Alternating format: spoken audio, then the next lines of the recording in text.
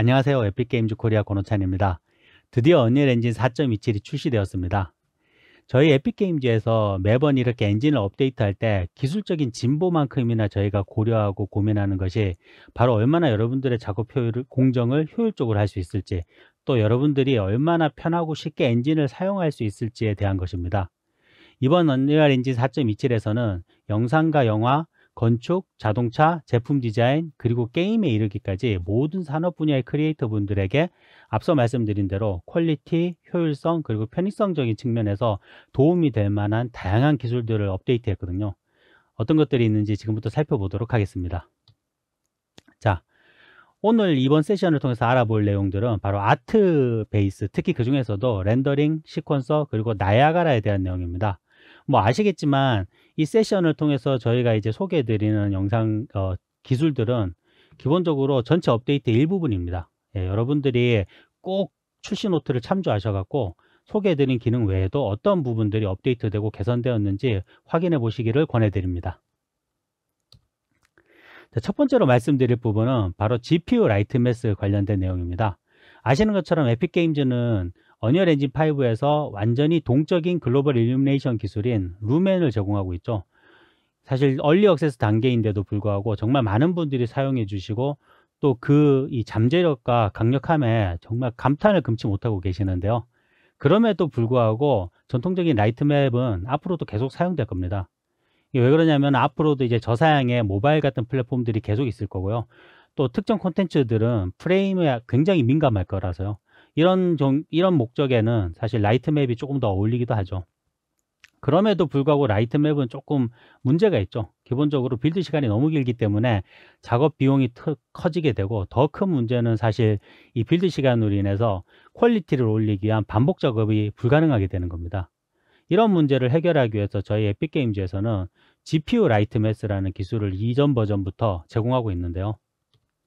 이번 언리얼 엔진 4.27에서도 이 GPU 라이트 매스 관련해서 여러 가지 측면에서 기능을 개선하고 안전성을 높이고 있습니다. 첫 번째로 이 이미지에서 보시는 것처럼 색을 가진 반투명 재질에 대한 그림자를 이제 지원하고 있습니다. 또한 다양한 라이트 파라미터를 추가로 지원하는데요. 특히 렉트 라이트 관련된 파라미터들이 많이 추가되었습니다. 그리고 엔비디아 GPU를 NVLink나 SLI로 연결한 경우에 한해서 멀티 GPU도 지원합니다. 또한 여러분들이 환경을 이제 빌드하실 때 필수적이라고 할 수 있는 LOD 메시 베이킹도 지원하고 있습니다. 그 외에도 사실 다양한 다수의 문제들을, 이전에 가지고 있던 문제들을 저희가 해결하였고요. 또 안전성적인 측면에서도 상당한 개선을 이뤄냈습니다. 다음은 이제 패스 트레이서입니다. 사실 언리얼 엔진은 이전부터 실시간으로 광원을 추적하는 레이 트레이싱이라는 기술을 선보이고 있는데요. 그러나 이제 AEC나 자동차 제품 디자인 혹은 영상 같은 이 특정 산업 분야에서는 경우에 따라서는 사실 리얼타임 이상의 퀄리티가 필요한 경우가 있습니다. 이런 경우에 대응하기 위해서 저희는 패스 트레이서라고 하는 프로그레시브 렌더링 모드를 제공하고 있습니다. 이 패스 트레이서를 이용하게 되면요, 물리적으로 완벽히 정확한 글로벌 일루미네이션이 가능하고, 또 반사와 굴절에 대해서 완벽하게 반응하는 머티리얼과 쉐이더가 가능합니다. 또한 슈퍼 샘플 안티 엘리어싱 같은 기능들도 제공하고 있죠. 이런 것들이 잘 보시면은 사실 리얼타임에서는 정확한 결과를 얻기가 어려운 것들인데요. 패스 트레이서에서는 이게 가능합니다. 특히 패스 트레이서의 장점은 어떤 여러분들이 작업하시고 있던 레벨에서 별도의 어떤 추가 작업이나 세팅 변경이 전혀 필요 없다라는 점이죠. 자, 이런 패스 트레이서가 4.27에서는 다음과 같은 내용들이 개선되고 수정되었습니다. 우선 대부분의 머티리얼 쉐이딩 모델들을 지원하게 되었고요. 또한 거의 대부분의 라이트 파라미터들을 제공하고 있습니다. 또한 모든 블렌드 모드에서 굴절을 완벽하게 지원하고 있습니다. 또한 투명 재질에서 이 빛이 물리적으로 정확히 투과하는 것들을 지원하는데요. 이 와중에 저희가 코스틱 효과도 같이 구현해서 포함시키고 있습니다. 또한 랜덤 워크 알고리즘의 서브 서피스 스캐터링을 지원해서요, 기존의 이 벌리 방식에 비해서 훨씬 더 자연스럽고 높은 퀄리티의 피부를 표현할 수 있습니다. 또한 지원할 수 있는 라이트 개수도 무한대에 가깝게 돼서요, 더 이상 이제 라이트 개수를 고민하실 필요도 없고요. 이게 또 중요한 부분인데, 저희가 이 샘플링 기법을 이번에 새로 개선해서 동일한 렌더링 시간에 훨씬 적은 노이즈의 결과물을 얻을 수 있게 되었습니다. 특히 이제 이 샘플링 기법 같은 경우에는요, 아직 완성 단계가 아니라서 이번에 추가된 것만 해도 사실 이전보다 훨씬 좋지만 앞으로도 훨씬 더 좋아질 거니까요. 기대해 주시면 좋을 것 같습니다. 또한 직교 카메라도 지원을 하고요. 그리고 무비 렌더 큐에서 모션 블러나 뎁스 오브 필드도 지원하게 되었습니다. 이러한 개선 사항들을 통해서 이전 버전까지 패스 트레이서는 사실 이제 리얼타임 레이트레이싱의 어떤 비교 대상, 제대로 리얼타임 레이트레이싱이 렌더링 되고 있는지 확인하는 어떤 그런 용도 정도로 사용되었다면, 이번 버전에서부터는 아까 말씀드린 산업군에서 실제 최종 결과물을 얻을 수 있는 하나의 선택지가 되었습니다. 자, 레이트레이싱에서도 기능과 워크플로우에서 몇 가지 개선점이 있는데요.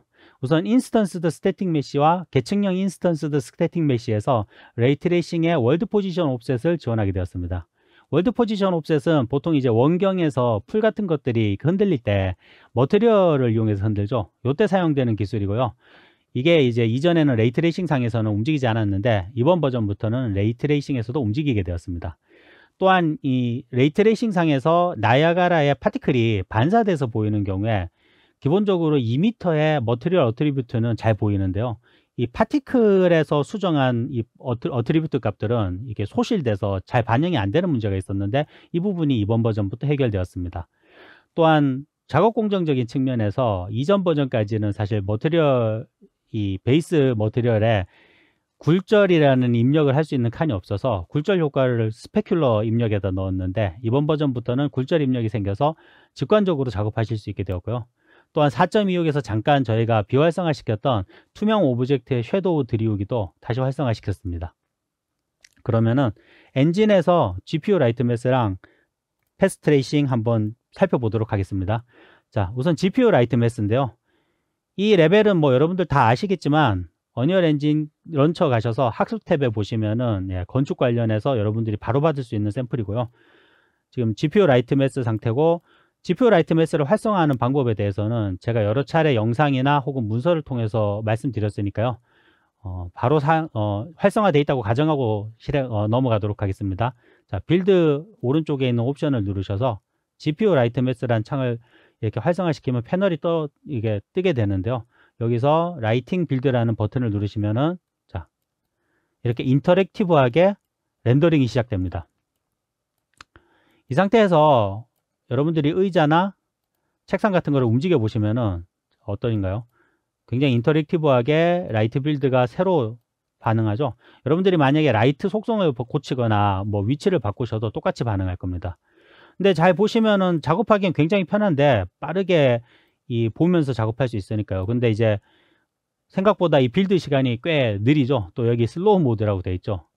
그래서 이런 경우에는 여러분들이 어느 정도 작업이 완료된 상태에서 그 기존의 라이트 매스를 그냥 속도만 빠르게 하고 싶다 하실 때는 스피드 모드를 사용하시면 됩니다. 스피드 모드는 이 GPU 라이트 매스 패널에서 오른쪽에 있는 뷰포트 실시간 켜짐이라는 옵션을 끄시면 되는데요. 이걸 꺼주시면은 기존의 일반적인 라이트 매스처럼 이렇게 인터랙티브 뷰포트에 여러분들이 뭘 움직여도 반응하지 않고요. 그냥 속도만 빠르게 라이트 맵을 빌드하게 됩니다.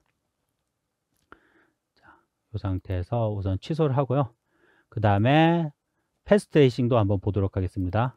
RT 맵을 열어서 지금 이 맵은 똑같은 것 같은데 리얼타임 레이트레이싱입니다. 리얼타임 레이트레이싱이고 뭐 여러 가지 측면에서 사실 렌더링한 거랑 준하는 퀄리티를 내고 있죠. 하지만 여기서 여러분들이 만약에 라이팅 포함, 여기 뷰포트에 라이팅 포함 가셔서 패스 트레이싱이라는 요걸 활성화시키면 바로 패스 트레이싱 프로그레시브 렌더링 모드가 됩니다. 자, 퀄리티가 훨씬 좋아졌죠. 특히 이제 이런 반사라든지 굴절 같은 데서 퀄리티가 완전히 좋습니다. 요게 패스 트레이싱이고요. 요게 일반적인 레이트레이싱입니다. 차이가 꽤 나죠. 특히 이제 요 부분도 한번 보실 만한 게요. 이 유리를 통한 굴절 효과가 지금 보면 패스 트레이싱에서는 굉장히 자연스럽게 이 뒤에 있는 이미지들이 굴절돼 보이는데요. 이걸 레이트레이싱으로 하면은 생각보다 좀 밋밋하고 이 유리가 그렇게 사실적으로 보이진 않죠. 이런 차이들이 있습니다. 이 패스 트레이싱은 레이트레이싱만 활성화되어 있으면요, 사실 이 레이트레이싱을 사용하지 않는 레벨에서도 그대로 작동합니다. 자, 그러면은 여기까지 하고 다음은 헤어와 퍼 렌더링에 대해서 말씀드리겠습니다. 작년 봄에 언리얼 엔진에 헤어가 포함된 이래로 정말 헤어와 퍼의 비주얼 퀄리티와 퍼포먼스는 정말 꽤 지속적으로 발전되어 왔죠. 근데 특히 올해 메타휴먼 크리에이터를 통해서 사실 퀄리티와 편의성적인 측면에서 엄청난 진보를 이뤘습니다. 당연히 이러한 발전은요, 이런 진보와 발전은 이번 언리얼 엔진 4.27에도 그대로 녹아들어 있습니다. 여기에 더해 언리얼 엔진 4.27에서는 사실 리얼타임에서는 구현하기 어려운 시뮬레이션 퀄리티의 애니메이션을 적용하기 위해서 알렘빅 파일 포맷에 이 캐시 관련된 기능을 추가했는데요. 이번 버전부터는 알렘빅 캐시를 여러분들이 임포트 받으시면요, 이거를 스켈레탈 메시에 바인딩 하는 것 뿐만이 아니라 알렘빅 캐시에도 바인딩 할 수 있게 되었습니다. 또한 이제 시뮬레이션을 DCC 툴에서 걸어서 애니메이션을 가지게 된 애니메이션을 포함하고 있는 그룹 같은 경우에요, 이전에는 이거를 언리얼 엔진에 임포트하는 게 불가능했는데요, 이번 버전부터는 이 애니메이션 프레임 전체에 헤어 그룹을 직접 언리얼 엔진으로 임포트 하실 수 있습니다. 지금 이미지에 보이는 미어캣의 털이 바로 그거고요. 당연히 이렇게 임포트된 그룹도 일반적인 그 다른 그룹처럼 스켈레탈 메시나 혹은 알렘빅 캐시에 바인딩하는 게 가능합니다. 현재 이렇게 그 애니메이션을 가진 스킨된 알렘빅 그룹 같은 경우에는요, 언리얼 엔진 에디터와 그 다음에 시퀀서 그리고 무비 렌더 큐를 통한 렌더링에서만 플레이 하실 수 있습니다. 그리고 이제 미디어나 엔터프라이즈에서도 특히 엔터테인먼트 산업에서 굉장히 각광받고 있는 USD 포맷도 엄청나게 개선되었는데요. USD 포맷으로 언리얼 엔진의 에셋들을 익스포트 할 때 기본적으로 USD 스테이지 에디터에서 그 개개의 USD 에셋들의 이 어트리뷰트를 직접 수정할 수 있게 되었습니다. 또한 여러분들이 레벨을 잡고 익스포트 하시면은 그 레벨뿐만이 아니라 레벨에 포함된 다양한 에셋들과 서브 레벨들도 자동으로 다 익스포트 해주고요. 그 다음에 애니메이션 시퀀스를 USD로 익스포트 하는 게 가능해졌습니다. 특히 이제 이 시퀀스에는 당연히 익스포트 하고 났을 때 본 트랙이랑 블렌드 쉐입도 모두 포함해서 익스포트 하게 됩니다. 또한 엔비디아의 이제 머티리얼 그 랭귀지죠, MDL을 지원하게 되었고요. 또 런타임에서 여러분들이 USD 에셋을 로딩하고 디스플레이 할 수 있는 그런 기능도 추가되었습니다. 마지막으로 USD 스테이지 이 작업 전반에서요, 이 멀티 유저 편집 기능이 추가되어서 이제 여러 명의 사람들이 동시에 USD 스테이지를 편집할 수 있게 되었습니다. 시퀀서에서도 여러 가지 기능이 추가되거나 개선되었는데요. 특히 이제 UX적인 측면에서 작업 효율을 높이기 위한 방향으로 개선이 많이 되었습니다. 한번 살펴보도록 하겠습니다. 우선 이제 무비 렌더 큐인데요. 무비 렌더 큐에서는 드디어 이제 커맨드 라인 인코더가 추가되었습니다. 이를 통해서 그 서드 파티에서 자신들만의 독자적인 익스포트 포맷을 직접 만드시고 여기 세팅하실 수 있게 되었고요. 또한 이번에 렌더 패스가 굉장히 개선되어서요, 오브젝트 아이디를 그룹화할 수 있는 다양한 방법을 엔진에서 기본 제공하게 되었습니다.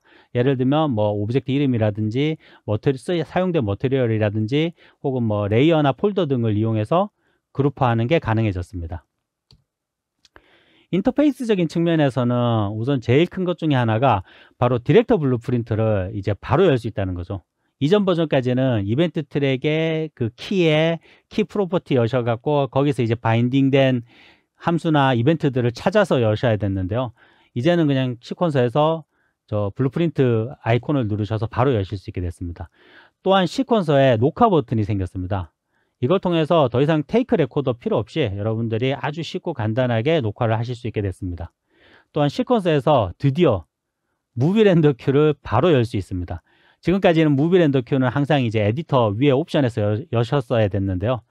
지금부터는 지금 보시는 것처럼 시퀀서에 여러분들이 선택하시면은 기본적으로 시퀀서에서 바로 눌러서 여실 수 있게 됐습니다.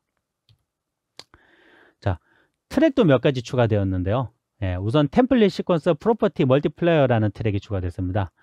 요거는 템플릿 시퀀스라고 해서요, 그 시퀀스를 하나의 애니메이션으로 사용하는 에셋이 있는데요, 이 에셋으로 애니메이션을 사용하는 경우에 여러분들이 그 시퀀스 안에 있는 특정 프로퍼티, 아무거나 상관없습니다. 이 특정 프로퍼티에 여러분들이 원하는 수를 곱해서 값을 조정할 수 있습니다. 지금 이미지 보시면은 오른쪽에 있는 게 기본적인 시퀀스, 템플릿 시퀀스고요. 왼쪽에 있는 게 이 템플릿 시퀀스의 로케이션 프로퍼티에 0.5를 곱한 겁니다.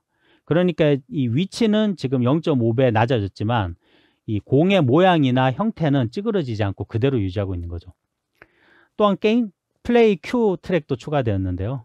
이게 뭐냐면 이제 뒤에 나중에 설명드릴 게임 플레이 어빌리티라는 걸 이용해서 액터에 적용을 시키시면요.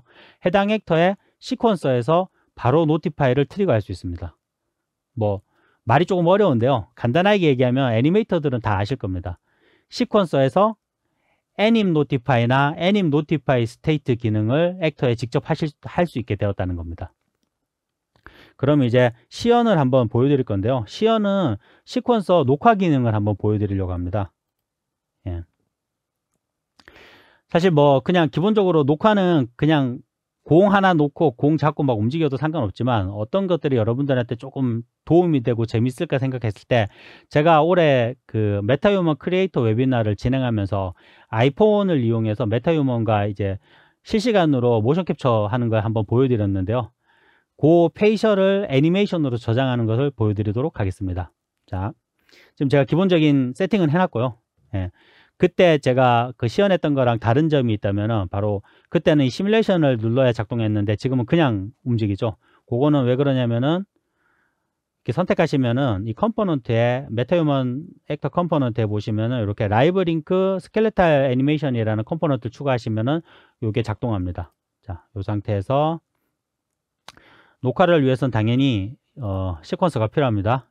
빈 시퀀서를 하나 열겠습니다. 빈 시퀀서를 하나 여시고 여기에 메타휴먼을 드래그해서 놓도록 하겠습니다. 당연히 이제 그 애니메이션을 적용하기 위해서는 지금 컨트롤 릭은 필요 없으니까 컨트롤 릭을 지우셔야 되고요. 페이스 컨트롤 릭, 바디 컨트롤 릭을 지우고 그리고 나서 녹화 시간도 좀 느려주죠. 너무 짧으면 재미없더라고요. 자, 이 상태에서 여러분들이 이제 녹화를 하시기 위해서는 페이스를 선택하시고 녹화 버튼을 누르시면 됩니다. 그러면 이제 자, 어떻게 녹화가 되고 있나요? 항상 이런 거 하면 이제 입을 이렇게 돌리죠. 예, 지금 이제 저는 앞을 못 보니까 제대로 반응인지는 잘 모르겠지만 지금 아이폰을 보면서 녹화를 하고 있습니다. 녹화가 다 됐죠?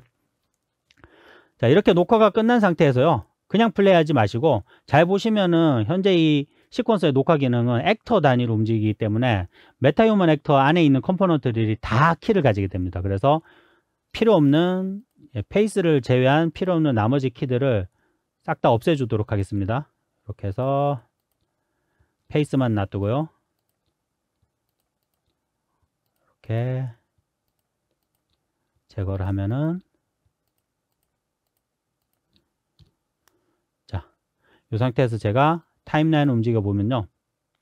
이게 처음에 여러분들이 이 작업을 할 때 타임라인이 조금 이게 처음에 좀 버벅거리는 경우가 있는데요. 이건 왜 그러냐면은 이 캐릭터에 이 커브로 된 애니메이션을 저장하기 때문에 그렇습니다.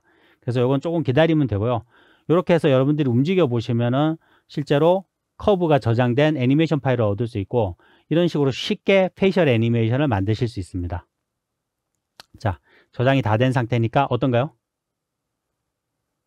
예, 아까 제가 했던 것들이 그대로 움직이죠. 또 애니메이션 파일은 여기 가시면은 아래쪽에 이렇게 애니메이션 파일로 저장된 것을 볼 수 있습니다. 다시 발표로 돌아가서요.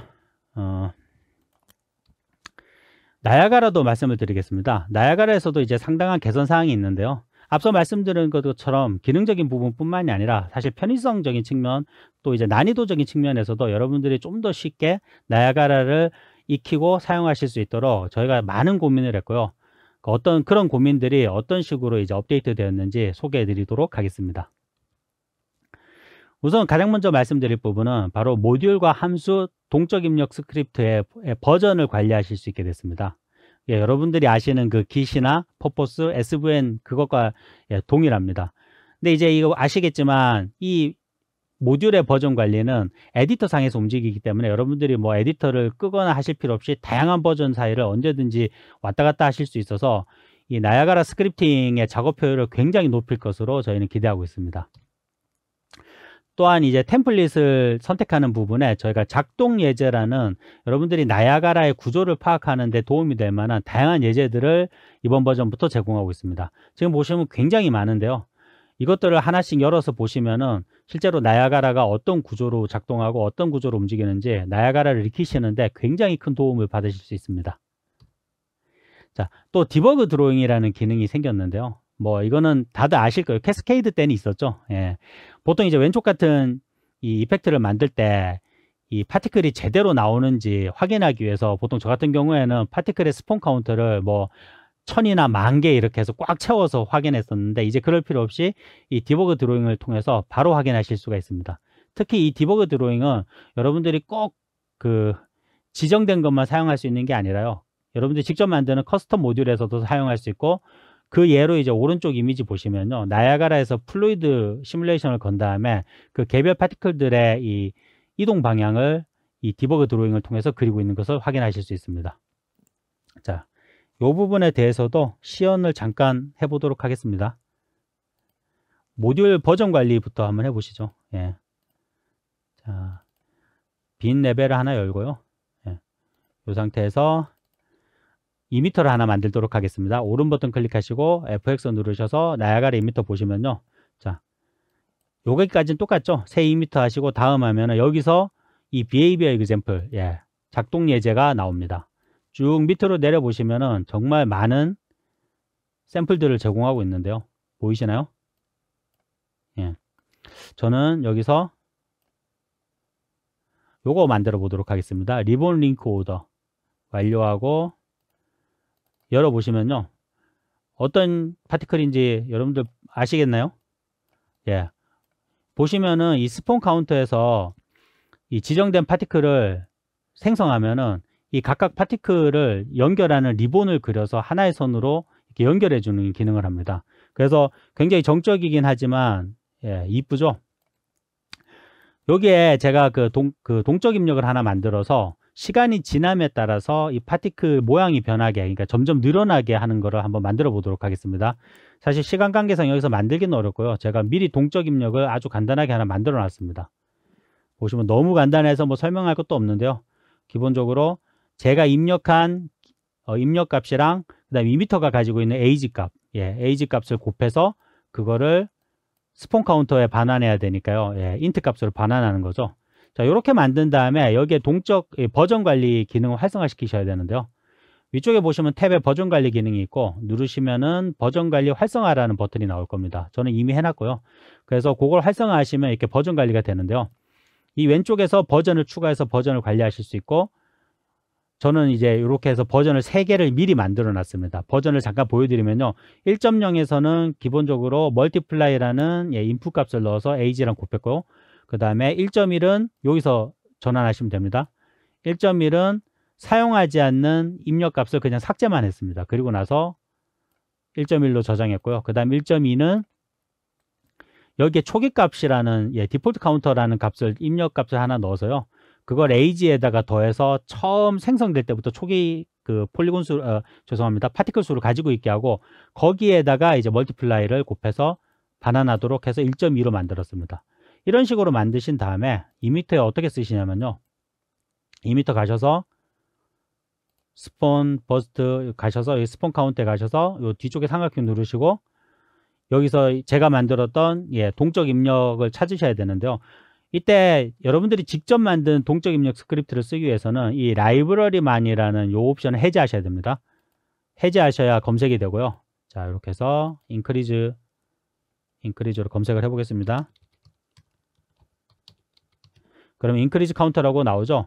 이렇게 해서 인크리즈 카운트를 지정하시면은, 자, 어떤가요? 나야가라가 모양이 시간이 지나면서 점점 이렇게 파티클 카운트가 증가되고 리본이 복잡해지는 걸 볼 수 있죠. 예. 오른쪽에 이 디테일 창도 한번 보겠습니다. 오른쪽 디테일 창 보시면은 이 동적 입력에 이렇게 화살표 2개가 꼬여 있는 아이콘이 생기는데요. 이게 바로 버전 관리입니다. 현재 보시면은 사용하지 않는 디폴트 입력이 있고 멀티플라이 입력이 있죠. 여기서 여러분들이 만약에 이 아이콘을 누르시면은 버전을 선택하실 수 있는데요. 제가 1.1을 누르면은 당연히 아까 디폴트 입력, 벡터 입력이 없어져 버렸죠. 그리고 1.2를 누르면은 여기에 디폴트 카운터라고 해서 초기 값을 입력해서 거기서 이제 크기를 늘어갈 수 있는, 예, 이런 식으로 아까 제가 만들었던 기능들이 그대로 적용되는 걸 볼 수 있습니다. 이런 걸 통해서 사실 여러분들이 이 복잡한 모듈이나 이 스크립트를 작업을 하실 때 되게 편하게 왔다 갔다 하실 수 있게 됩니다. 자, 그러면은 다시 에디터로 갈까요? 그 외에도 나야가라 디버거가 추가되었는데요. 이 레벨에 배치된 나야가라에 대해서 2m나 혹은 파티클, 개개의 파티클에 대해서 정보를 출력할 수 있습니다. 출력되는 정보는 여러분들이 나야가라 디버거 창에서 원하는 대로 선택하실 수 있고요. 또한 이제 그 개별 나야가라의 시뮬레이션 속도도 제어할 수 있습니다. 또한 메시 렌더러에 이제 메시 배열을 지원하게 됐는데요. 이게 무슨 얘기냐면 이전에는 여러 가지 메시를 선택하려면, 렌더링 하시려면 메시 렌더를 중첩해서 사용하셨어야 됐습니다. 근데 이제는 메시 렌더러 하나에 여러분들이 원하는 대로 여러 종류의 메시를 사용할 수 있고, 또 이것들을 섞어서 렌더링 하실 수 있게 된 겁니다. 또 메시 렌더러에 플립북 지원이 되는데 이게 사실 굉장히 재밌는 기능입니다. 플립북 하면 여러분들 다 아시겠지만 이 애니메이션 작동 방식 중에 저거죠. 이렇게 조금씩 움직이는 사진들이나 그림들을 빠르게 이렇게 교체하면 애니메이션처럼 보이잖아요. 그걸 플립북이라고 하는데요. 메시에 그 플립북을 적용할 수 있는 겁니다. 예를 들면 제가 꽃병에서 이 돌멩이로 어떤 메시가 자연스럽게 변하는 어떤 이펙트를 만들고 싶다 했을 때, 이전에는 이런 건 불가능했죠. 예, 불가능했지만 이 플립북을 이용하시면 여러분들이 DCC 툴에서 이 변하는 애니메이션을 만드시고 각 프레임마다 스태틱 메시로 익스포트 하신 다음에 그거를 이 나야가라의 메시 렌더러의 플립북에 집어넣으시면은 이제 그 메시를 매 프레임마다 교체해줘서 실제로 자연스럽게 변하는 것처럼 보여줄 수 있게 되는 거죠. 또한 커브 에디터도 개선되었습니다. 뭐 개선이라기보다는 사실 커브 에디터의 어떤 인터페이스를 저희가 통합하고 있는데요. 시퀀스 커브 에디터와 동일한 인터페이스를 가지게 되었고요. 이 나야가라에서 특히 수혜를 볼 수 있는 부분은 바로 이제 여러 가지 모듈 그래프에 바로 접근이 가능하다는 점입니다. 이전에는 각각의 모듈마다 각각의 이제 커브 창을 썼어야 됐는데, 이번 이 바뀐 개선된 커브 에디터에서는 계층 구조를 이용해서 여러분들이 원하는 모든 어떤 모듈을 바로 접근해서 동시에 보실 수 있게 됐습니다. 또한 이제 커브 템플릿을 통해서 여러분들이 자주 쓰는 커브는 저장해 놓고 언제든지 사용할 수 있습니다.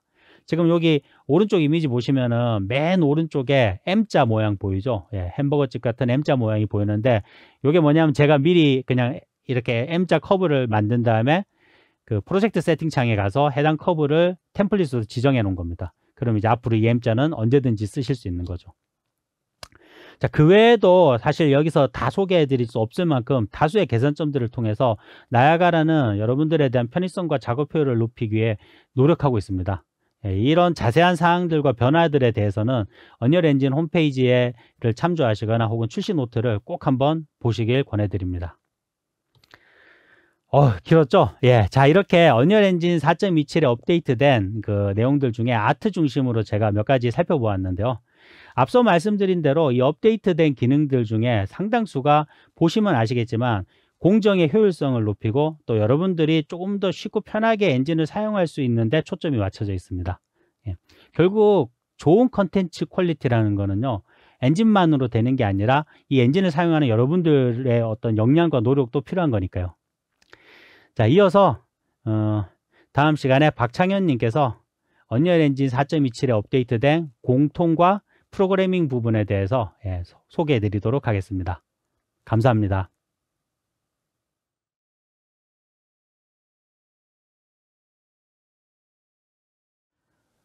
안녕하세요. 언리얼 엔진 4.27 하이라이트의 공통 및 프로그래밍 파트를 말씀드릴 에픽게임즈 코리아의 박창현입니다. 이번 파트는 4.27의 수많은 업데이트들 중에서 엔진의 사용성을 더욱 높일 수 있는 일반적인 주제들과 프로그래머 분들에게 더 와닿을 만한 주제들을 준비했습니다. 먼저 라드게임 툴즈의 제품군을 언리얼 엔진에 통합한 업데이트와 언리얼 엔진의 새로운 사용법을 말씀드리고 4.27에 포함된 모바일 개선사항과 게임 플레이 관련 개선사항들을 말씀드릴 예정입니다. 네, 그리고 마지막으로 XR 플랫폼 개발에 유용한 업데이트들을 말씀드리도록 하겠습니다. 네, 기억하실지 모르겠지만 지난 1월에 에픽게임즈의 라드게임 툴즈가 합류를 했습니다. 라드 게임 툴즈는 비디오 게임 소프트웨어 개발 회사로 게임 제작에 필요한 여러 가지 툴들을 제작, 라이선스 하는 회사인데요. 라드의 제품들을 저희 언리얼 엔진에 통합하기 위해서 서로 계속 협력을 해왔었는데 드디어 4.27에서 그 결과물을 공개할 수 있게 되었습니다. 네, 먼저 우들 컴프레션을 엔진에 통합하였습니다. 4.27부터는 기존과 달리 라드 게임 툴즈와 따로 계약을 맺지 않으셔도 엔진 사용자라면 누구나 무료로 이 기능을 사용하실 수 있게 됩니다. 어떤 기능들을 제공하는지 하나씩 살펴보겠습니다. 네, 처음 말씀드릴 것은 우들 데이터 압축입니다. 우들 데이터 압축은 게임 데이터를 가장 빠르고 높은 비율로 압축하는 인코딩 방식인데요. 4.27 엔진에 빌트인되어 기본으로 활성화되어 있습니다. 따라서 엔진을 판울림하시게 되면 자연스럽게 해당 기능을 사용하실 수 있게 될 텐데요. 우들 데이터 압축과 관련된 설정들은 프로젝트 설정의 패키징에서 확인하실 수 있습니다. 저희가 이미 일반적인 사용 환경에서 추천할 만한 세팅들을 적용해 두었는데요. 주로 사용하실 만한 설정들을 말씀드리자면 네, 압축 코덱과 압축률 관련 세팅이 아닐까 생각됩니다. 먼저 우들 데이터 압축은 4가지 압축 알고리즘을 제공하고 있습니다. 크라켄, 머메이드, 셀키, 레비아탄이 그것인데요. 각각의 코덱들은 우측의 그래프에서 보시듯이 압축률과 디코딩 시간이 모두 다르게 되어 있습니다. 예를 들어서 셀키의 경우는 압축률은 낮지만 디코딩 시간이 굉장히 빠르게 되어 있고요. 레비아탄은 압축률이 가장 좋지만 디코딩에 시간이 많이 드는 것을 보실 수 있습니다. 저희가 일반적으로 추천하는 코덱은 크라켄인데요. 높은 압축률과 적당한 디코딩 시간을 가지고 있는 알고리즘입니다. 이 추천사항은 저희가 그냥 일반적으로 제안하는 것 뿐이고요. 그래서 실제 여러분이 진행하고 계시는 프로젝트에 맞는 압축 코덱을 사용해 주시면 좋을 것 같습니다.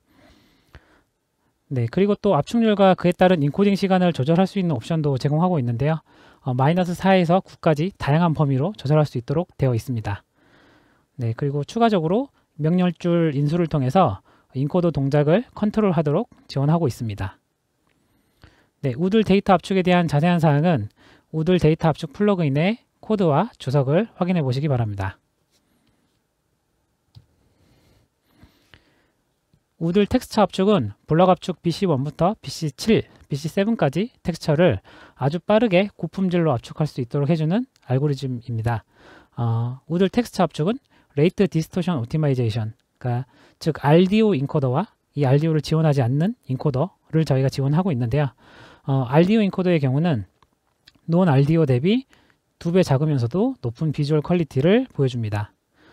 우들 텍스처 역시 엔진에 내장되어 있고요. 간단한 설정은 engine.in이에서 확인하실 수 있습니다. 네, 우측의 이미지가 해당 INI 파일의 설정인데요. 보시면 아시겠지만 RDO 인코딩은 기본적으로 꺼져 있습니다. 그래서 이 기능을 켜고 싶으시면 bFalse RDO off 값을 false로 세팅해 주시면 되고요. 퀄리티는 가장 아래쪽에 있는 RDO 람다를 통해서 조절할 수 있습니다. 이 값이 커지면 퀄리티는 더 좋아지지만 대신 인코딩 시간이 오래 걸리게 됩니다. 이 기능은 아쉽게도 BC 텍스처를 위한 기능이다 보니까 지원하는 플랫폼이 제한적인데요. 현재는 데스크탑 등에서는 문제가 없지만 ASTC 포맷을 사용하는 모바일 환경 등에서는 사용하실 수가 없습니다. 네, 또 한 가지 기능으로 텍스처 프로젝트를 개발하는 중에도 최종적으로 텍스처가 어떻게 보일지 볼 수 있는 기능을 제공하고 있습니다. 아래에 있는 것처럼 Alternate Texture Compression 이라는 섹션을 베이스 엔진.in에 추가해 주시고 관련된 설정들을 넣어 주신 후에 be enable in editor 값을 true로 세팅해 주시면 되는데요. 이러면 아티스트 입장에서 실제 개발하는 과정 중에 텍스처 압축으로 인해서 내가 만든 작업물들이 결과적으로 어떻게 보이게 될지를 미리 개발 중에 확인할 수 있게 됩니다. 네, 다만 이 방식은 계속 텍스처를 압축하면서 사용하는 방식이라서 텍스처 변경이 빈번한 환경에서는 압축 시간 때문에 오히려 작업 이터레이션이 느려질 수가 있으니까요. 이 부분은 꼭 필요한 경우에만 사용해 주시길 바랍니다. 네, 우들 네트워크 압축은 네트워크 트래픽을 실시간으로 압축할 수 있도록 해주는 기능인데요. 압축을 해낸 만큼 게임 서버에 필요한 대역폭을 줄일 수 있게 해줍니다. 모든 TCP 및 UDP 패킷에 작동하고 있고요. 현재 저희가 서비스하고 있는 포트나이트에서도 이 기능을 사용하고 있습니다. 네, 이 기능을 사용하시려면 플러그인을 켜주시고요. 그 플러그인에 포함되어 있는 패킷 핸들러를 engine.ini에 세팅을 해주시면 됩니다. 네, 우들 네트워크 압축은 테스트 플레이 시에 주고받은 패킷들을 분석해가지고 런타임에 효율적으로 압축이 가능하도록 트레이닝도 지원을 하고 있는데요. 우들 트레이닝 API로 패킷들을 캡처하고 이 캡처한 패킷들을 엔진의 커맨드 리스로 다른 파일 포맷으로 변환한 다음에 런타임에 활용하는 형태로 동작합니다. 이와 관련된 자세한 사항은 우들 네트워크 플러그인의 코드와 주석들을 확인해 주시기 바랍니다.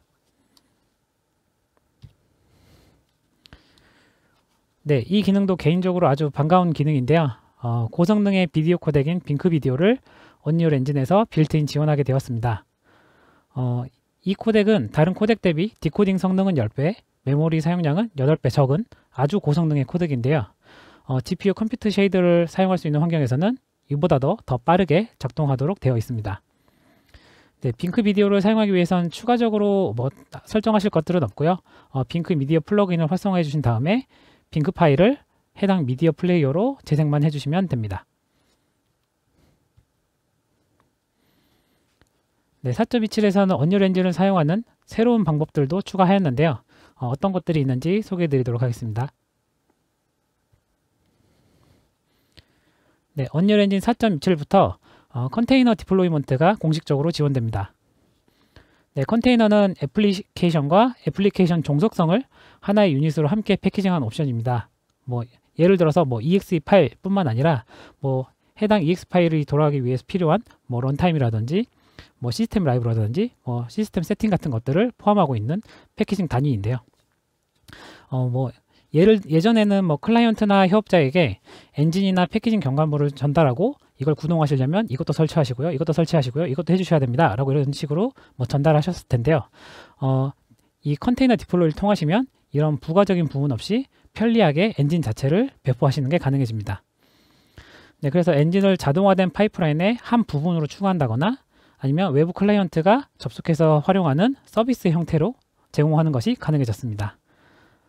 생성할 수 있는 이미지 타입은 두 가지인데요. 개발용으로 사용할 수 있도록 에디터, 빌드 툴, 그리고 물론 이들이 의존하는 환경적인 외부 환경용이나 라이브러리 같은 것들을 함께 배포하는 타입과 런타임용으로 패키징된 프로젝트, 그리고 이를 구동할 수 있는 종속성을 함께 배포하는 타입이 있습니다. 덕분에 개발 툴과 최종 사용자 어플리케이션 모두를 아주 손쉽게 본인이 원하는 환경에 배포하는 게 가능해졌습니다. 컨테이너 배포를 사용하신다면 크게 세 가지 방식으로 사용하실 것 같은데요. 먼저 클린하고 재생산 가능한 빌드 환경을 제공할 수 있게 되어서 CI/CD 파이프라인에서 편하게 사용하실 수 있을 것 같고요. 그리고 또 GPU 가속이 지원되는 컨테이너로 클라우드 상에서 렌더링이 되도록 만들어서 사용하실 수도 있을 것 같습니다. 그래서 이 렌더링 결과를 클라이언트에 바로 스트리밍해서 저희가 제공하는 픽셀 스트리밍처럼 사용하실 수도 있을 것 같고요. 아니면 이 렌더링 결과를 클라우드 기반의 AI 그리고 머신러닝 트레이닝에 사용하실 수도 있을 것 같습니다. 더 나아가서 마이크로 서비스로도 활용할 수 있을 것 같은데요. 렌더링, 물리 시뮬레이션, 파티클 시뮬레이션 같은 것들을 엔진의 한 작은 부분이지만 이것들을 제공할 수 있도록 기능들을 구현해 놓고 외부에서 클라이언트나 다른 마이크로 서비스가 활용할 수 있도록 구성하시는 것도 가능하겠죠. 네, 컨테이너 제작과 컨테이너 이미지를 활용하는 다양한 방식에 대해서는 unrealcontainers.com을 참고해 보시면 좋을 것 같습니다. 네, 그리고 저희가 지원하던 픽셀 스트리밍이 드디어 정식 버전으로 변경이 되었습니다. 첫 공개 이후 수많은 안정화 퀄리티 향상이 있었는데요. 이제는 실제 프로덕션에서 사용하실 수 있을 만한 수준으로 개선이 되었습니다.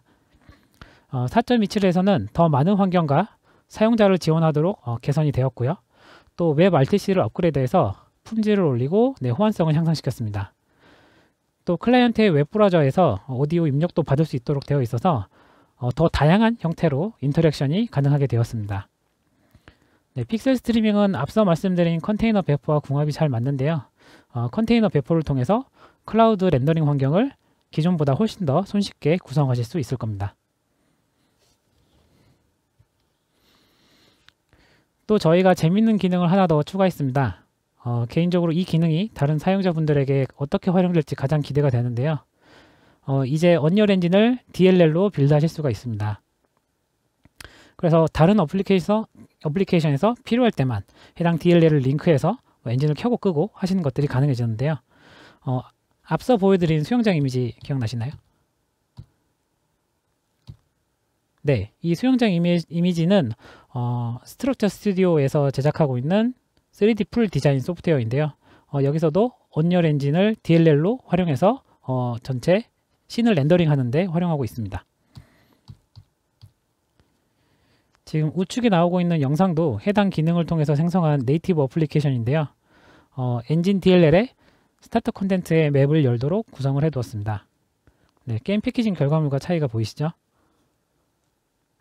네, 해당 기능에서는 엔진 구동을 위해 최소한의 API를 제공하고 있습니다. 언리얼 엔진을 실행하고 명령줄 인수와 윈도우 핸들을 통해서 초기화시키고 또 엔진틱 할 수 있도록 만들고요.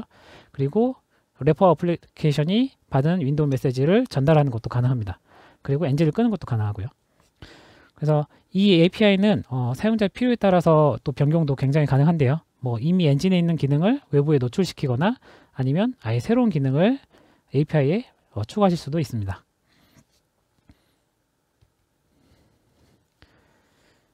네, 모바일 플랫폼에서도 몇 가지 개선 사항들이 있었습니다. 하나씩 말씀드리도록 하겠습니다. 네, 최근에 모바일 렌더러의 디퍼드 모드를 저희가 지원하기 시작했는데요. 4.27에서도 많은 수정 사항들이 있었습니다. 먼저 불필요한 쉐이더 퍼뮤테이션과 라이팅, 섀도잉 방식 간의 조합을 일부 변경하거나 하는 작업들을 해서 쉐이더 퍼뮤테이션 수를 많이 줄이도록 작업을 했습니다. 이로 인해서 PSO 캐시의 크기도 많이 줄이게 되었고요. 그리고 데스크톱 디퍼드 렌더러와의 기능 차이를 많이 줄였습니다. 이미지 베이스드 라이팅 퀄리티도 올렸고요. 디퍼드 데칼도 지원하고 또 IS 프로파일 같은 라이팅 피처도 지원을 시작했습니다. 네, 이 외에도 보이지 않는 굉장히 많은 개선 사항들이 있었는데요. 이로 인해서 포워드 렌더러 대비 엄청난 퀄리티 향상이 있었고요. 성능 및 안정성도 많이 올려서 더 많은 안드로이드 기기에서 지원할 수 있도록 되어 있습니다.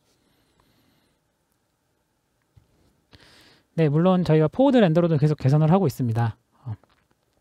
예전에 4.24 에픽 라이브에서도 말씀드렸던 포스트 프로세스를 렌더 그래프로 포팅하는 작업도 계속 지원을 하고 있고요. 그리고 AA도 새로운 AA 타입을 모바일에서 지원하기 시작했습니다. Fast Approximate AA와 Temporal AA가 그것인데요. 이 두 AA를 활용하시려면 기존의 모바일 MSA를 꺼주시고요. 그리고 디폴트 피처 anti aliasing을 원하시는 AA 타입으로 지정해 주시면 됩니다.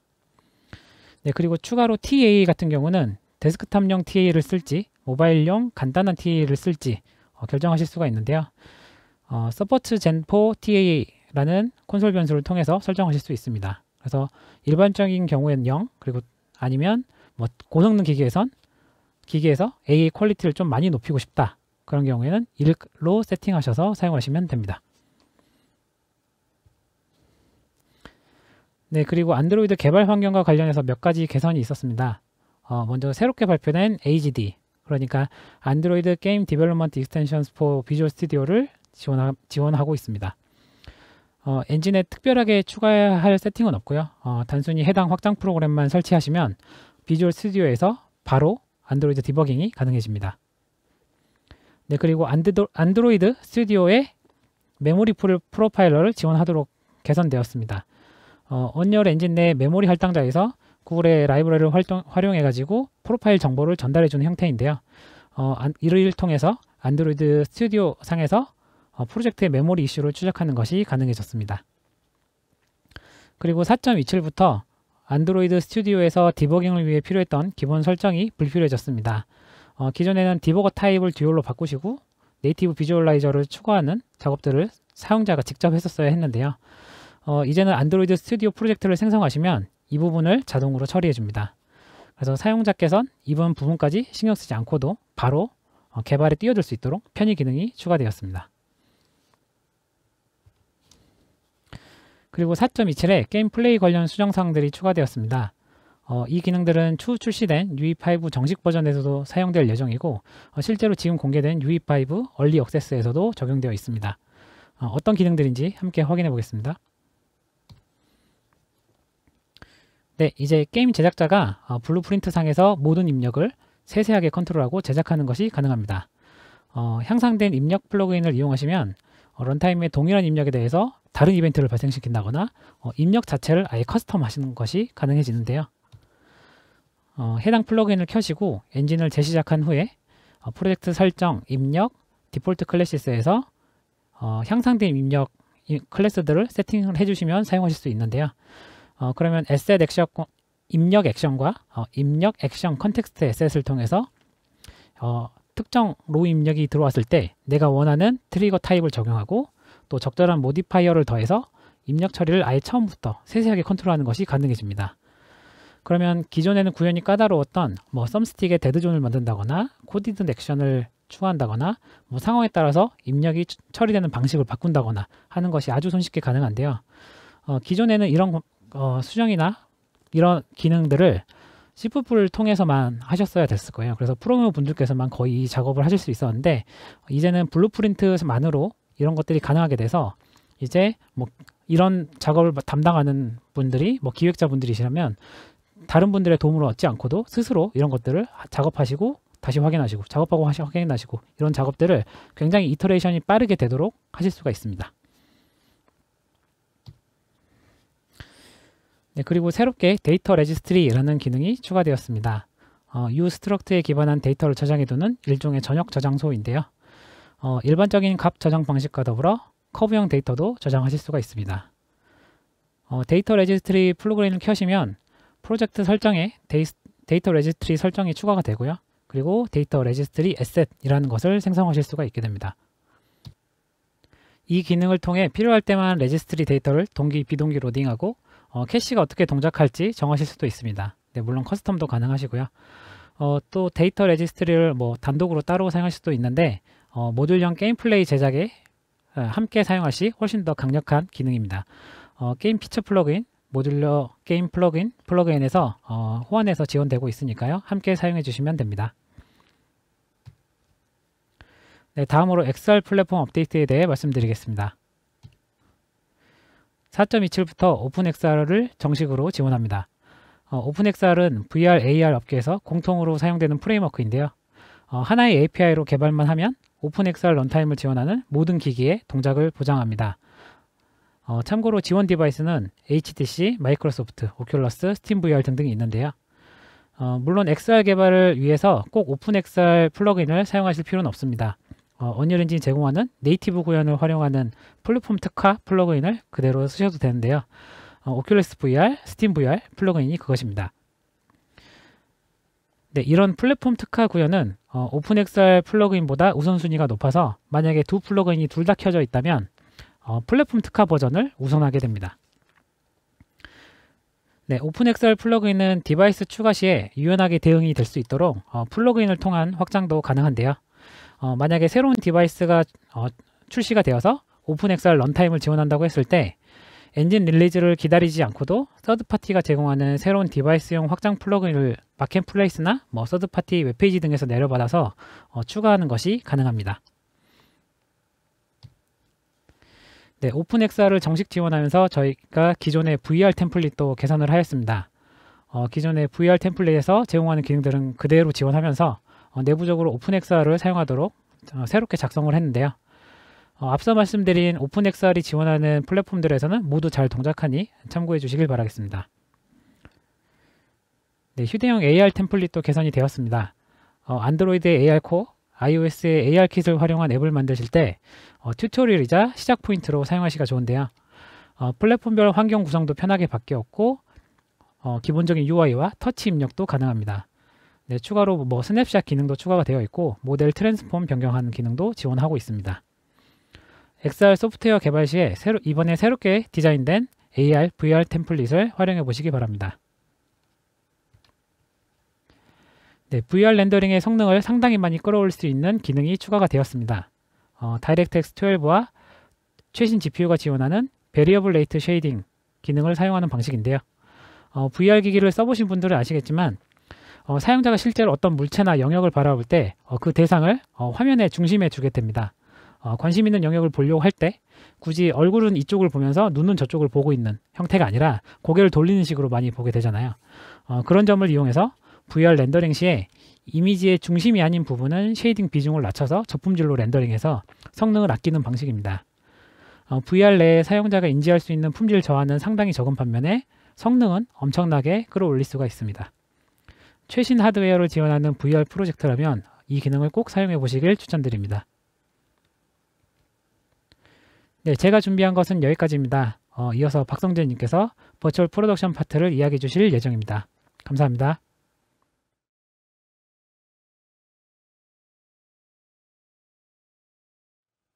안녕하세요. 에픽게임즈 코리아의 박성재입니다. 이번 세션에서는 버추얼 프로덕션과 관련되어 추가되거나 개선된 기능들에 대해서 설명드려 보도록 하겠습니다. 저희 에픽게임즈는 2년 전에 처음으로 LED 기반의 인카메라 VFX라는 혁신적인 촬영 방식을 공개했는데요. 그 이후로 더 만달로리안을 시작으로 전 세계에서 언리얼 기반의 인카메라 VFX 인스테이지에서 여러 작품들을 제작하고 선보이고 있습니다. 저희는 그 이후에도 계속해서 관련 기능을 직접 영화 제작자분들과 협업하면서 개선을 해왔고, 지금 보시는 영상이 4.27 버전의 최신 인카메라 VFX 제작 툴을 기반으로 촬영한 영상입니다. 놀랍게도 모든 씬들은 한 세트장에서 단 4일 만에 촬영을 했습니다. 제작에 참여했던 사람들은 언리얼 엔진 기반의 인카메라 VFX를 경험하고 나서 영화 제작에 대한 게임 체인저이자 다시 전의 방식으로 돌아갈 수 없을 것 같다고 말씀해 주셨습니다. 거기다가 이번에 공개한 영상에 사용한 에셋들은 저희가 또 무료로 샘플로 공개했으니까요. 대규모 LED 볼륨 세팅이나 라이팅 환경을 빠르게 변경하는 세팅, 그리고 전반적으로 작업을 효율적으로 하기 위한 세팅 같은 것들을 참고하시기 아주 좋을 것 같으니까요. 마켓플레이스에서 꼭 받아서 살펴보시길 바랍니다. 그럼 저희 에픽게임즈가 실제 영화 제작자들과 함께 작업하면서 추가 및 개선한 버추얼 프로덕션 관련 4.27의 주요 기능들을 소개해 드리도록 하겠습니다. 그래서 이번 세션에서 다룰 내용은 다음과 같은데요. 우선 4.27 버전은 특히 그 버추얼 프로덕션 전반적으로 UX 개선과 통합에 집중한 버전입니다. 그래서 오늘 설명드린 내용은 여기 보시는 것처럼 지속적인 개선을 하고 있는 엔디스플레이에 대한 부분과 그리고 나머지 개선되거나 새롭게 추가된 기능들을 설명드리도록 하겠습니다. 첫 번째로 설명드릴 내용은 향상된 엔디스플레이입니다. 엔디스플레이를 설정하는 부분과 워크플로우를 개선하는 데 중점을 두었는데요. 엔디스플레이 루트 액터 하나로 엔디스플레이와 관련된 모든 기능들을 통합했습니다. 즉, 엔디스플레이 설정을 위해 레벨에 여러 가지 액터들을 배치할 필요 없이 이 액터 하나로 모든 설정이 가능해서 전에 비해 훨씬 간단해졌습니다. 거기다가 이제 텍스트 에디터를 사용하지 않고도 직접 클러스터 노드나 뷰포트와 동기화 세팅 등을 아주 손쉽게 에디터에서 설정하실 수 있습니다. 또한 저를 포함해서 정말 많은 분들이 좋아하실 기능으로 실제 LED 화면에서 어떻게 보일지도 그 에디터에서 바로 미리 알 수 있기 때문에 실행하기 전에 문제를 파악하고 수정하실 수 있어서 엔디스플레이 설정 시간을 많이 단축하실 수 있습니다. 그럼 너무나도 간단하고 쉬워진 엔디스플레이를 설정하는 방법을 시연해 보도록 하겠습니다. 먼저 엔디스플레이 환경 설정 에셋을 만드셔야 하는데요. 이렇게 컨텐츠 브라우저에서 바로 엔디스플레이 환경 설정 에셋을 생성하셔도 되고요. 또는 이전에 사용하셨던 4.26 버전의 컨피그 파일이나 제이슨 파일을 이렇게 컨텐츠 브라우저에 드래그 앤 드롭 하시면 되는데요. 이렇게 자동으로 엔디스플레이 환경 설정 에셋으로 변환이 되고요. 그리고 나서 몇 가지 설정만 추가해 주시면 되는데요. 먼저 처음으로 설정하는 것을 보시고 나면 기존의 그 컨피그 파일을 어떻게 새로운 방법으로 설정 가능한지 더 쉽게 이해하시기 좋을 것 같습니다. 그래서 제가 언리얼 그 템플릿에 들어있는 샘플을 사용하여 맨 처음부터 설정하는 것을 보여드리도록 할 텐데요. 참고로 그 템플릿은 여기 파일에 새 프로젝트, 영화, TV 및 라이브 이벤트, 인카메라 VFX를 선택해서 생성해 주시면 되고요. 자, 여기 컨텐츠 브라우저에서 제가 마우스 오른 버튼으로 엔디스플레이 환경 설정을 클릭하시고 엔디스플레이 환경 설정 에셋을 생성하시면 되는데요. 자, 이걸 더블 클릭해서 열어보시면 이렇게 3D 환경 설정 에디터가 나오고요. 이전에 4.16에서는 이게 뷰어였지만 이제 4.27부터는 모든 설정을 하실 수 있는 이제 에디터가 되었고요. 이제 그 다음에 템플릿에 이제 들어있는 이제 메쉬를 활용해서 제가 그 4개의 스크린으로 구성되는 LED 월을 세팅해 보도록 하겠습니다. 우선 이 기존에 있는 디스플레이 스크린은 지우고요.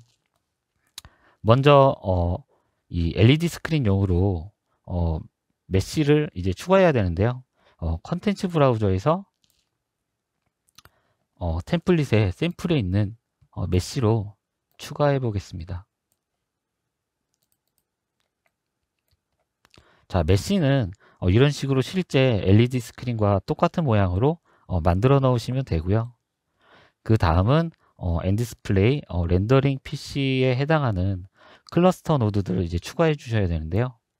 여기에서 새 클러스터 노드 추가를 클릭하시고 IP를 적어 주시면 됩니다.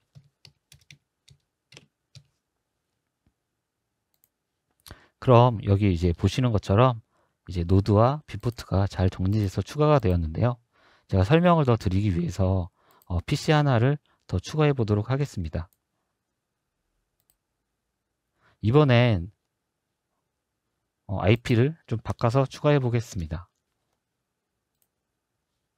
그럼 보시는 것처럼 IP에 따라서 이제 노드가 분리가 되는 것을 확인하실 수 있고요. 그리고 이렇게 뷰포트를 잡고 다른 노드로 이동시킬 수도 있습니다. 그리고 마스터 설정 같은 경우는 여기 노드를 선택하시고 오른 버튼으로 이렇게 설정해 주시면 됩니다. 저는 PC가 하나니까 이건 지우고요. 그 다음으로 해주셔야 될 거는 이제 뷰포트 설정인데요. 여기 디테일 패널에서 프로젝션 정책을 타입에 있는 것을 이제 메쉬로 선택해 주시고요. 이제 메쉬에 여기 스태틱 메쉬에 제일 처음에 있는 것을 선택해 주겠습니다. 그 다음 이제 크기를 좀 줄여 주셔야 되는데요. 나누기 4로 줄이고요. 총 메쉬가 4개니까 뷰포트를 3개 더 추가해 보겠습니다. 그리고 이 뷰포트를 이제 배치해 주셔야 되는데요. 이 두 번째를 잡고 이 크기만큼만 옵셋 시켜 주시면 되고요. 이제 세 번째는 이거의 2배만큼 주시고요. 마지막 뷰포트는 3배로 주고요. 그 다음 이 뷰포트와 이 스크린 메쉬를 연결해 주시면 됩니다.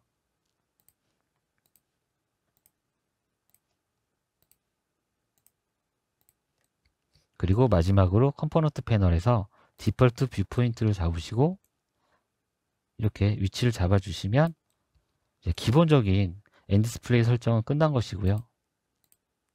이거를 레벨에 세팅하셔야 되는데요. 방법은 이 컨텐츠 폴더에 있는 이제 방금 전에 만든 엔디스플레이 환경 설정 에셋을 그냥 레벨에 드래그 하시면 됩니다. 그리고 여기 보시는 것처럼 지금 LED 메쉬에 대한 미리 보기가 잘 나오고 있는 것을 확인하실 수 있고요. 그 다음으로 내부 그 프로스텀용 카메라를 한번 추가해 보도록 하겠습니다. 여기 3D 환경 설정 에디터를 한번 더 열어보고요. 이 컴포넌트 추가해서 IC VFX 카메라를 선택하고 여기 디테일 패널에서 레벨에 있는 시네 카메라를 선택해 주시면 됩니다. 그럼 이제 기본적으로 설정이 끝난 거고요. 그러면 스위치보드로 한번 엔디스플레이를 구동시켜 보도록 하겠습니다. 여기 아이콘을 클릭하시고요.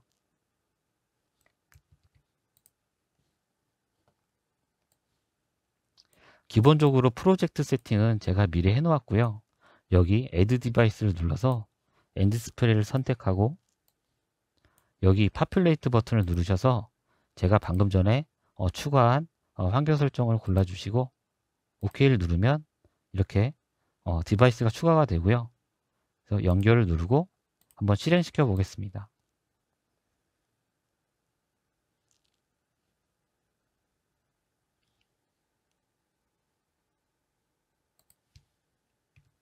네, 이렇게 4개의 뷰포트와 내부 프로스텀까지 잘 나오는 것을 확인하실 수 있고요. 엔디스플레이는 여기까지 설명하고요. 이제 다음으로 넘어가겠습니다. 그리고 다음은 이제 소개시켜드릴 내용은 이제 동기화 부분과 멀티 GPU인데요.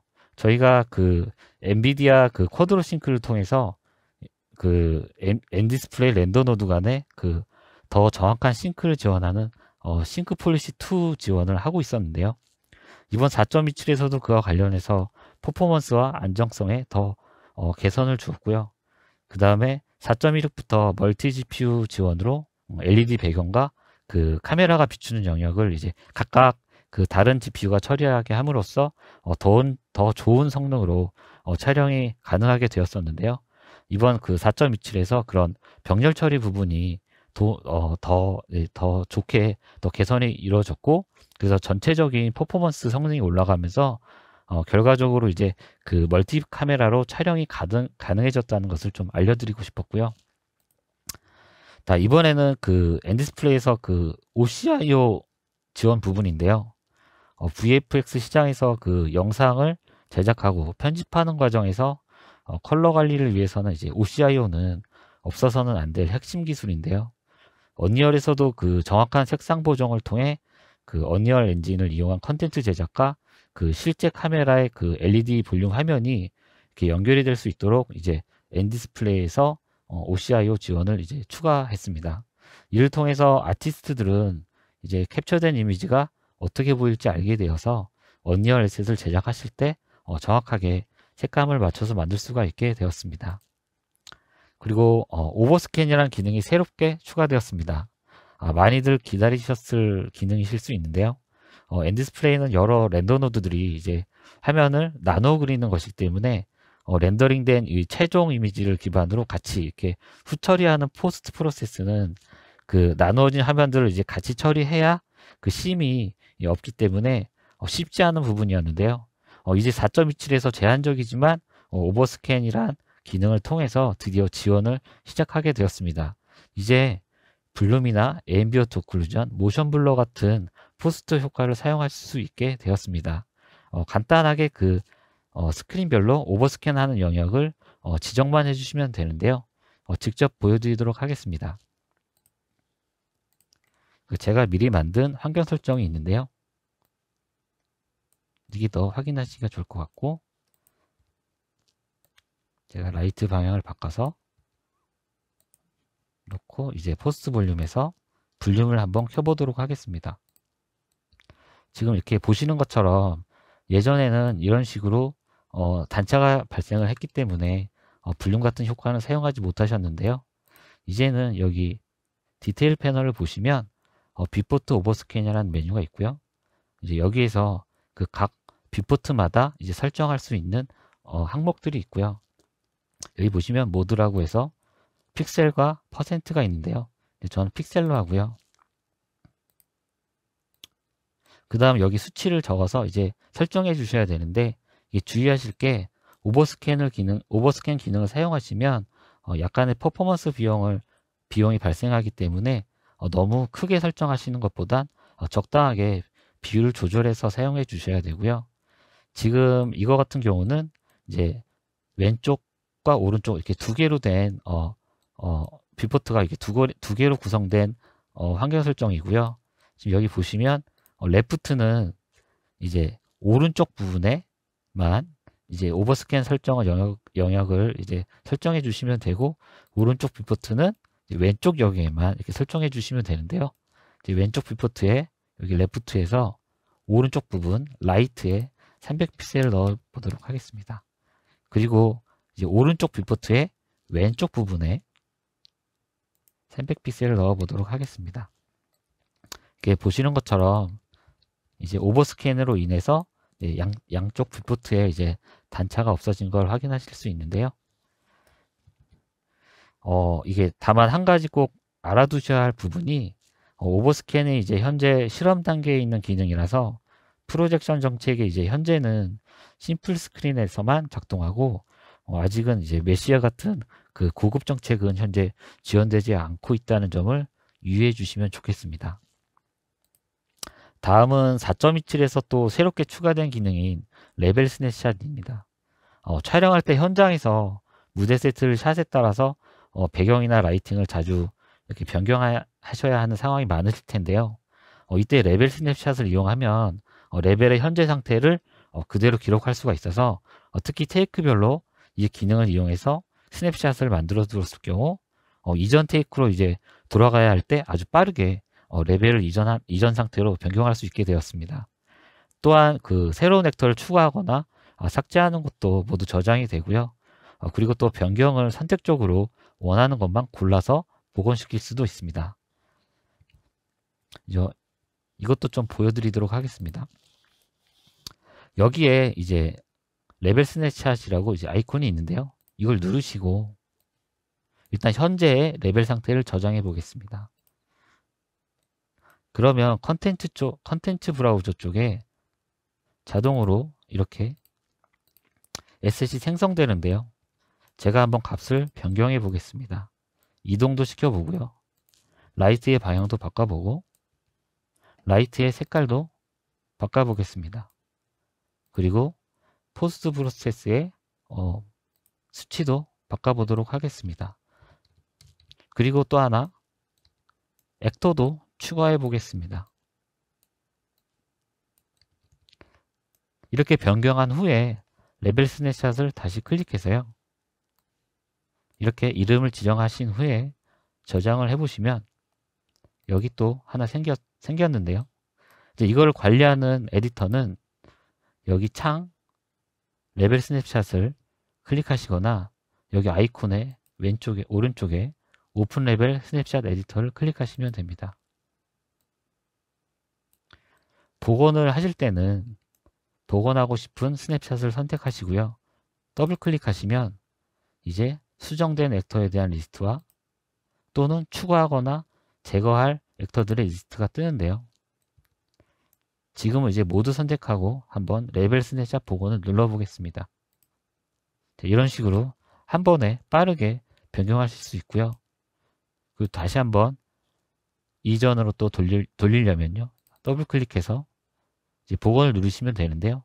여기에 추가할 액터를 제가 선택해서 한번 해보고 복원을 해보겠습니다. 그러면 이렇게 추가된 액터는 변경되지 않고 이제 나머지 설정 부분만 이렇게 복원시킬 수 있고요. 그 다음에 뭔가 이 샷에서 이제 조금만 더 수정하고 업데이트를 하고 싶으실 수도 있는데요. 그럴 때는 이렇게 변경하시고 컨텐츠 브라우저에서 오른 버튼 그 해당 스냅샷 에셋을 선택하시고 오른 버튼으로 업데이트 스냅샷 데이터를 누르시면 이런 식으로 이제 업데이트를 시킬 수도 있습니다. 보신 것처럼 레벨 스냅샷은 현장에서 아주 유용하게 사용할 수 있는 기능이라고 생각이 듭니다. 이제 다음으로 소개해드릴 내용은 리모트 컨트롤인데요.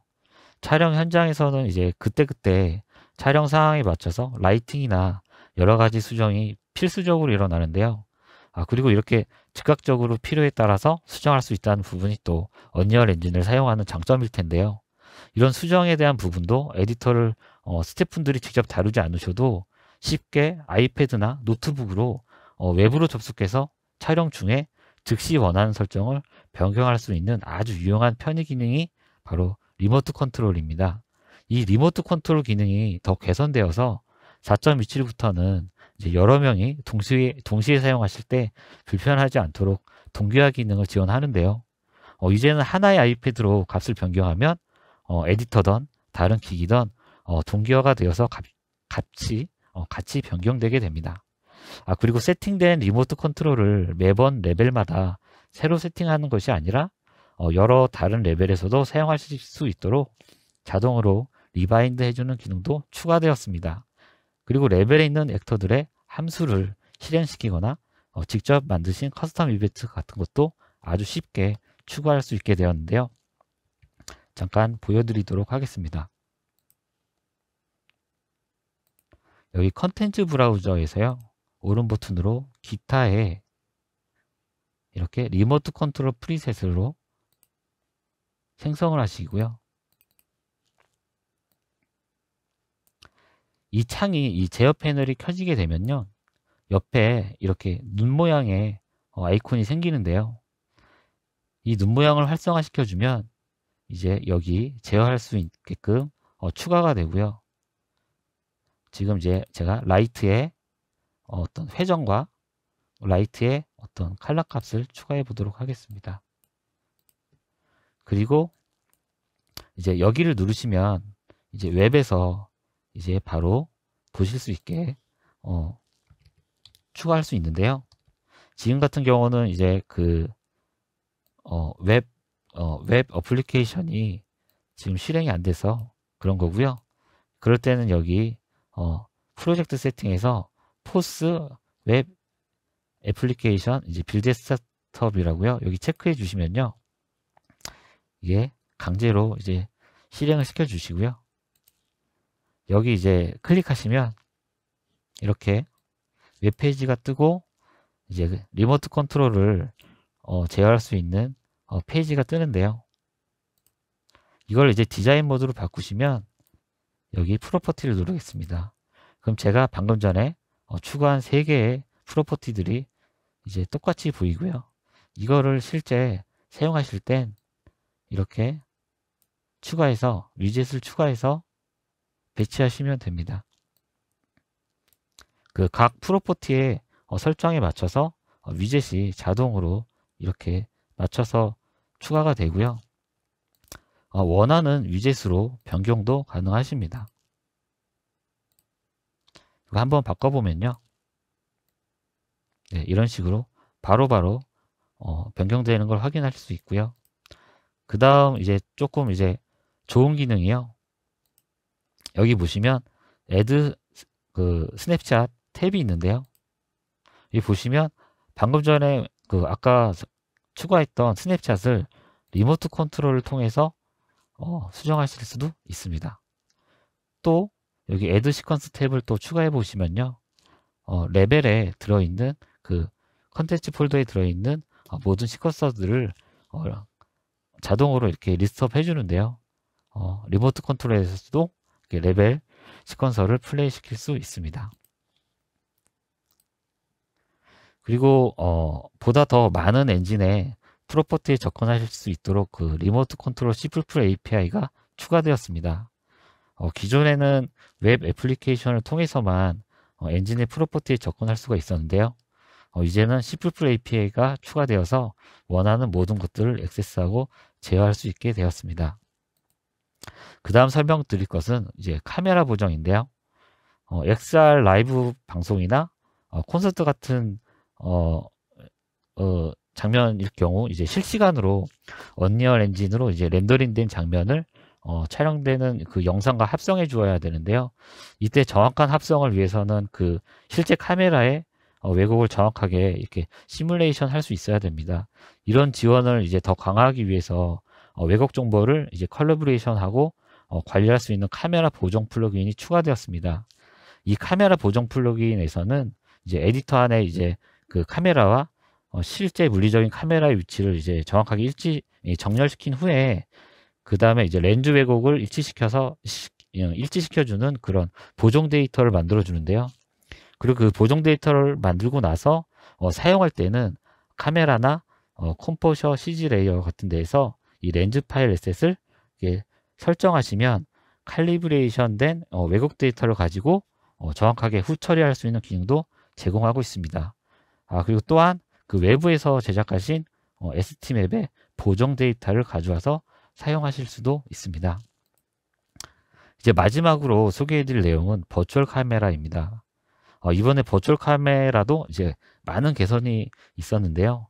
기존에 그 언리얼 리모트 2로 이제 버추얼 카메라를 이제 하는 방식에서 더 편하고 더 강력하게 사용하실 수 있도록 그 버추얼 카메라 전용 앱인 라이브링크 Vcam 앱이 출시했습니다.